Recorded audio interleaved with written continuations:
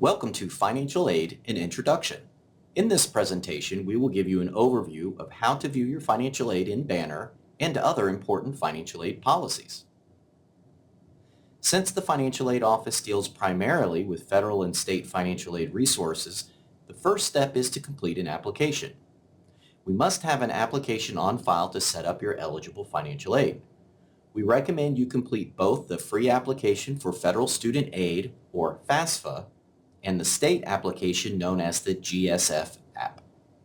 The FAFSA may be completed on the Federal Financial Aid website, studentaid.gov, and the GSF app can be found on the Georgia state website, gafutures.org.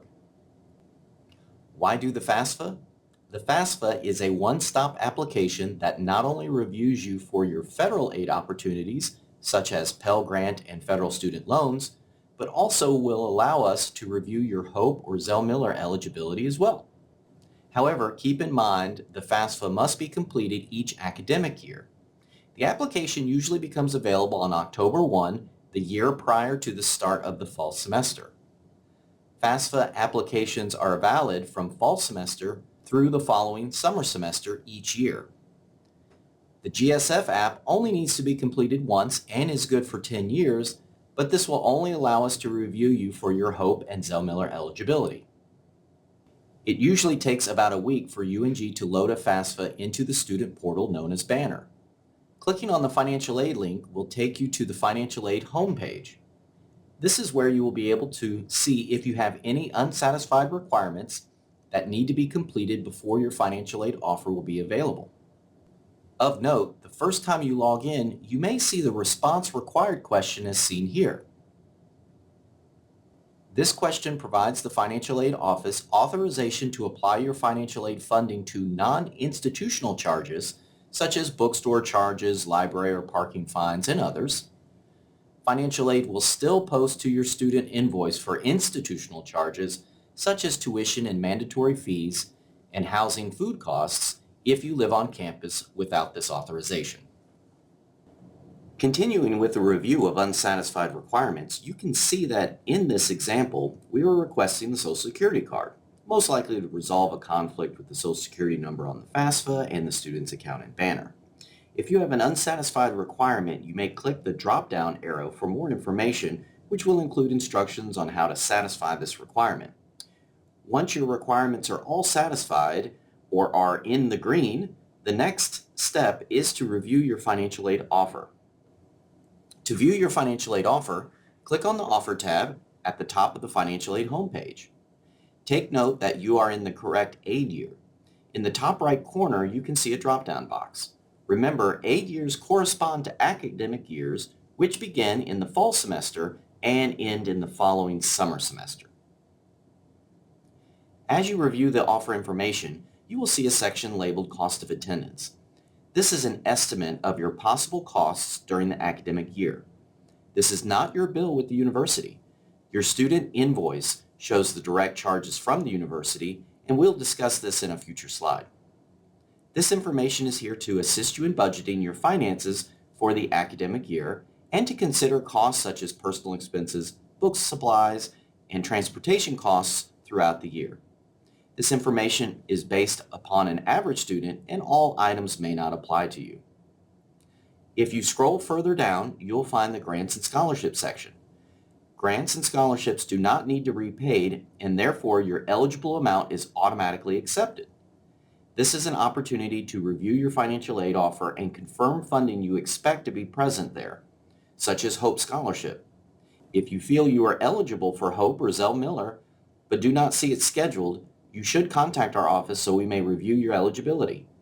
The financial aid offer you will see is based upon full-time enrollment and will be prorated should you take fewer hours. Speaking of HOPE and Zell Miller, let's spend a few minutes discussing the difference between the two. You may have heard recently that HOPE pays 100% of your tuition expenses. Technically, it will pay 100% of the tuition rate from the previous academic year. There was an increase in per credit hour tuition costs for the 24-25 academic year. The best way to understand HOPE and Zell Miller is that it pays a per credit hour rate for each enrolled hour up to 15 hours per semester. You can see the per credit hour rate for associate and bachelor degree programs at UNG for Hope and Zell Miller respectively. If you are a new student and were a home study student, things work a little differently, and it would be beneficial to contact your financial aid counselor to assist you in determining if you are eligible for Hope or Zell Miller coming out of your program, and if not, how to receive the first year retroactively if eligible. Scholarships should be a part of a student's financial aid plan. If you have not yet done so, please complete the new student scholarship application in our Scholarship Center. Our scholarship office will review your application to see if we can match you with a scholarship provided by one of our donors.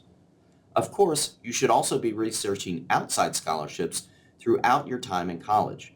There are many free search engines that can assist you, such as fastweb.com. Some search engines may require you to create an account. They'll send you some promotional materials, but remember to never pay for an application to a scholarship. Legitimate scholarships will not charge you to consider their funding. Lastly, let's talk about loans. Students who complete the FAFSA should have at a minimum federal student loan eligibility. For the 24-25 academic year, the interest rate is 6.53%. You may see on your financial aid offer two types of loans, subsidized and unsubsidized. These loans are basically the same in that they are offered by the federal government and have the same repayment process. The only difference is that subsidized loans do not accrue interest while you are still in school. Repayment for federal loans begins after you are no longer enrolled for 6 credit hours or more for a period of 6 months. The total loan amounts available per year is dependent on a student's grade level and the dependency status as shown in the chart. On the financial aid offer, you will see your available loans scheduled for the year.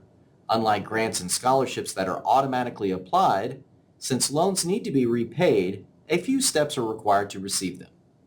You'll need to accept the loan and banner, but remember, you do not need to accept the full amount. Only take the amount of loans required to achieve your academic goals. To accept a partial amount, simply select Modify, and then type in the desired amount. In the example here, we typed 200 to accept. Remember to hit the Submit button to complete the process. If you are a first-time loan borrower, you will also need to complete entrance counseling and the master promissory note on studentaid.gov. This is the same website you completed your FAFSA. You will see these requirements added to the financial aid homepage after accepting. Once you complete those requirements, it will take a few days for the loan to fully process and post to your student invoice. It will be at that time the requirements will be changed to satisfied. After submitting your application, checking if you have any unsatisfied requirements, and reviewed your financial aid offer, the last step is to make sure your financial aid is posting to your student invoice. To view your invoice, simply click on the invoice link under the financial aid section. Your invoice may look something like this. You will have the balance for the semester, and then the important part is the estimated financial aid. If your financial aid is not posting or significantly less than the amount you believe you have available, you should contact the financial aid office so we can review your account and see if there are any issues preventing your eligible aid from posting. If the amount looks correct, review the balance including the estimated aid. If the number is a negative number, this is great since it means your balance is covered and the negative amount is a refund that will be processed the second week of the semester. If the number is positive, you still have a remaining balance that will need to be covered with an out-of-pocket payment or contact the financial aid office to see if there are additional resources available. VA education benefits are processed through the financial aid office. If you are using your benefits or are transferring them to your student, the process will begin by applying for eligibility on va.gov. Once approved for benefits by the VA, the student will submit a UNG enrollment certificate each semester they wish to use those benefits. This is an online form available on the financial aid website and only takes a few minutes to complete. Once we have received the certificate, we then can certify the student for their eligible VA benefits. While step-by-step instructions are available on our website, we have VA specialists in our offices on the Gainesville and Dahlonega campuses to assist you. Since the FAFSA uses tax information from 2 years previous, some students may have a current financial situation that is significantly different than 2 years ago.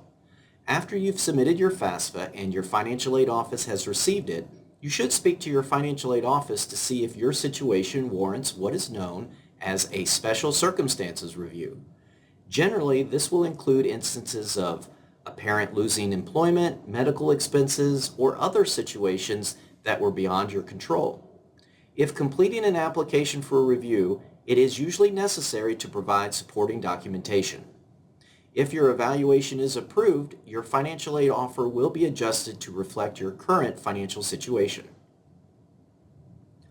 Once your academic career begins, it is important to remember that students must maintain satisfactory academic progress toward earning their degree.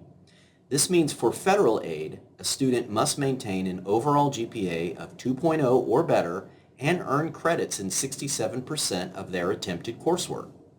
Students are reviewed after final grades are posted each semester.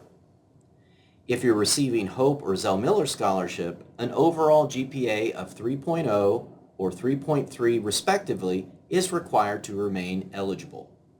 For Hope and Zell Miller students, checkpoints are not necessarily after each semester. If you're uncertain when your next checkpoint will be, you should consult your financial aid office for more information. This concludes our presentation on the basics of financial aid. As always, our financial aid office is here to help you through this process and answer any questions you may have. There are several ways to contact us. Email and calling may be the best way for quick questions, but if you would like to meet with your counselor for a longer discussion, they will be happy to meet with you in the office or even schedule a Zoom meeting if that works better. Thank you for watching this presentation, and we look forward to seeing you on campus.